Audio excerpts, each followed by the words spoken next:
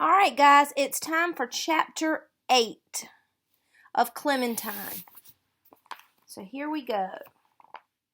Here is a good secret. Here is a secret good thing. Sometimes I like journal writing at school because I can remind myself of things I might forget when I grow up. Like I plan to smoke cigars. And I do not plan to get married. Cigars, yes. Husband, no. What if I forget these things? One more thing to remember when I am old, if I ever do get married, which I will not.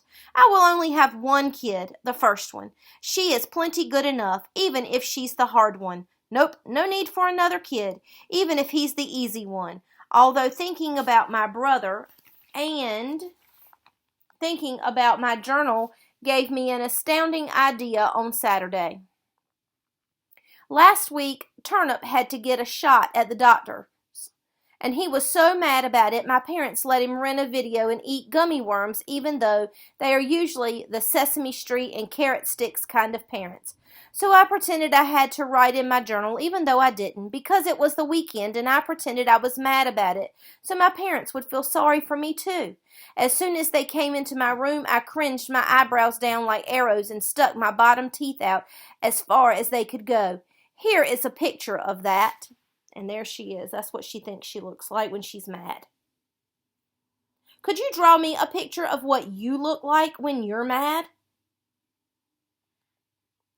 If my teeth were pointier, I would have looked fierce, like our stone lion. Still, see how mad I looked? But guess what my parents did? Nothing. Because they were not so good at paying attention. Excuse me, I said. I am very mad about this journal. May I please have some gummy worms in a video? They stared at me like I'd spoken in the secret language Margaret and I used, which I was almost sure I had not. You let Zucchini have gummy worms in a video when he was mad about his shot, I reminded them. First of all, my mother said, your brother's name isn't Zucchini. Second of all, he's 3 years old. And third of all, my father said, considering all the trouble you got into this week, I don't think it's quite the time for special treats, do you? Okay, fine, I said, but it wasn't. In the afternoon, my mom had to go to her yoga class and my brother had to go to his Saturday playgroup. My dad was around, but he was up on the second floor taking care of a plumbing issue. Usually on Saturday afternoons, Margaret and I play together, but now Margaret was not my friend anymore. So I had nothing to do, not even eat gummy worms and watch a video for 3 whole hours until I could go back to get the big polka dot picture. Then I realized I didn't exactly know where I should put the picture once I got it. What I needed was one of the top windows right in the middle of the building, where it would scare off the pigeons. Margaret's apartment was on the 5th floor, but I didn't think Margaret's mother was about to let a common criminal use her window. The man who lives on the 6th floor smells like mothballs, so I never visit him. The people who live on the 7th floor were away on vacation while their apartment got painted, which reminded me. I flew up to the 7th floor to see if the painters wanted help. Nobody answered the apartment door when I knocked, but the painters' stilts and their brushes and paint cans were out in the hall. The hall hadn't been painted yet, which gave me a great idea. Uh-oh. I'm not sure her idea is so great. I could do it for them. Then, when they got back on Monday, they'd smack their foreheads and make, wow, I must be dreaming faces. They'd wonder who had done such a great thing until I went up and told them, oh, it was just me. Here she goes. I was smiling about this all the while. I strapped stilts onto my legs. But then I tried to stand up. I fell right over. I tried again and I fell over again. 29 times, which was plenty, believe me. So I was all done being there. On the way down, the elevator stopped at the 5th floor, and I got a little bit excited when Margaret got in and smiled at me. But then on the 2nd floor, that Amanda Lee got in too. Hi, Clementine. We're going to the mall, Margaret said. I turned around and pretended to be very busy pushing all the buttons until they got off. Then I went to my room and drew a picture of me at the mall with a lot of new best friends. Finally, it was time to go to the copy shop, and I ran all the way, even though I probably had 2 broken legs from all that falling.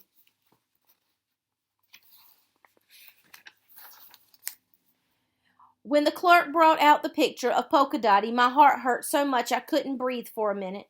She looked so beautiful, that big, and I missed her so much. I quick sucked in some air so I wouldn't faint, and then I said, "Thank you," and I took Polka home, being careful not to fold her, because she would have hated that. When I got to my building, I looked up through all the pigeons. At the very top of the building was old Mrs. Jacoby's apartment. I tucked the big picture of Polka under my arm and took the elevator to the 8th floor and knocked on Mrs. Jacoby's door. "Can I put this in your window?" I asked. "The one in the middle of your living room?" Mrs. Jacoby said, "Why, certainly, dearie," without even asking why, and suddenly she didn't look so old or so boring. I went to the window and opened it. When I looked down, I could see the backs of 1,000,000 cooing pigeons. They covered every window sill, every balcony, every ledge, every brick that stuck out even an inch. In between, I could see the sidewalk in front of the building, still wet from my dad's washing.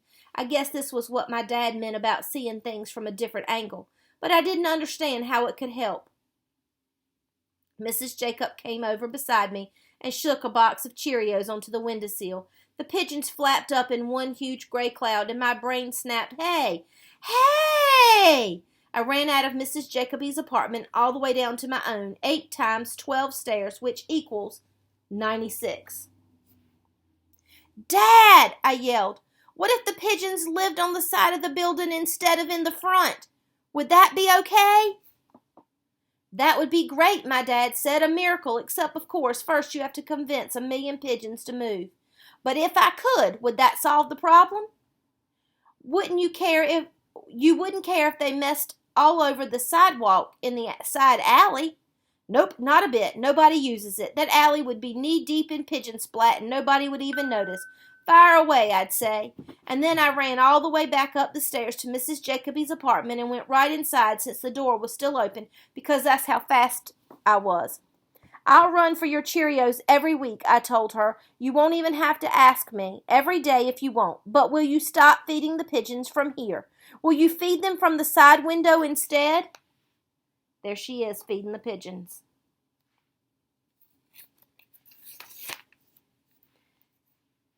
I took her into the dining room and showed her the perfect place. "Let's start today," I said, and I spilled out the rest of the box of Cheerios. And even though the pigeons have tiny bird brains, they got the message pretty quick, because right away a big flock of them flapped over. And it was even better for Mrs. Jacoby, because this was her dining room, so now she could see those pigeons while she was eating. And when I was all done being there, so I ran back home to tell my dad the good news. He and my mom were in the kitchen starting dinner, so I told them, and my dad kept saying, "Way to go, sport," and my mom kept saying, "Thank goodness, now you don't have to spend your life cleaning up after those pigeons." They were so happy, but my parents were sneaky too. Somehow, while I was telling them about Mrs. Jacoby, one of them slipped me a colander of green beans and brainwashed me into snapping them. I didn't really care, though. Seeing the "wow, I must be dreaming" faces on my parents was even better than it would have been seeing them on the painters. Unfortunately, they didn't have those faces very long. After dinner, Mother said she'd better get a little work done, and then she went to the cupboard to get her special markers, which were still in Margaret's room. "You used my—" "Not the permanent. Those are for—" "What were you—" It's a very bad sign when my mother can't finish her sentences. "They're at Margaret's," I told her. "They're fine. They're not even chewed on. I'll go get them." "Oh, no," said my father. "We'll go get them. I think it's time we had a talk with Margaret's mother anyway. You'll go sit in your room and think about things." So I went to my room and thought about things, like Margaret's mother explaining to my parents about the easy one, hard one rule. And there she is thinking. And that is the end of chapter 8.